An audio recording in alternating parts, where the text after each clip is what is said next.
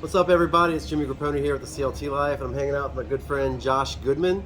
He is the owner and founder of Pour My Beer, and it's just been a super successful journey for Josh. I've always wanted to have him on the show. I usually interview local business owners, but you're actually pretty involved in the Charlotte area business community with some of the businesses that have your service. Yeah, it's been a wild ride to say the least. And Jimmy and I, our relationship started 20-something years ago, I guess you could say. High school football rivals. Yes. Yeah. We don't need to go into the whole story of how we first met. We'll leave that in the past. But yeah, we've stayed friends all these years, and piggybacking off of our success locally in Charlotte, our first project here was Hoppin, which seems to be a pretty well-received concept. If you've never been there, I highly encourage you checking it out. Ownership, leadership, everyone there is amazing, but it's a self-serve beer hall. But they also have cocktails on tap and wine and beverage, all kinds of other beverages. But then we have Slingshot, and we have another location up in Lake Norman called Overflow, which kind of makes me want to move to Lake Norman. It's awesome. A pretty amazing spot. It's a beautiful area up there. So, I always like talking to business owners and entrepreneurs, and one question I always ask them is, why is it so important to support local businesses?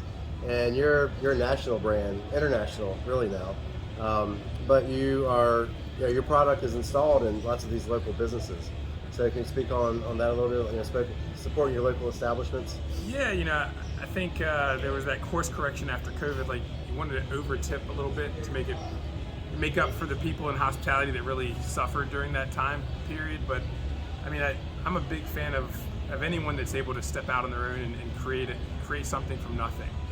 So anytime you're going into a local business, know that person, the journey that person had to get through just to open those doors for you to walk through, and how much your business means to them. I mean, that's literally how they put food on the table. So, I think reward the small business owners and the local business owners that have taken that leap of faith. And if there's an opportunity to support them in other ways outside of just buying their products. Promoting them on social media. Telling your friends about it. Maybe instead of getting a bunch of Starbucks gift cards for your friends, get them gift cards to these local establishments. Yeah. Nothing against Starbucks, but It's all the time. There's nothing against Amazon, nothing against Starbucks. Those places have their purpose. And I drink Starbucks myself, but I have my local coffee shop that I love to go to as well. So one last question, we'll leave it with this. So there's so many people who are aspiring entrepreneurs and side hustlers and all that stuff.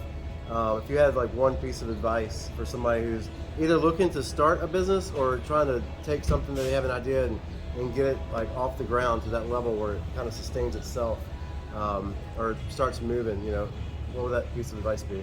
I'd say it's more than one piece of advice. It's one. The main one is believe in what you're doing.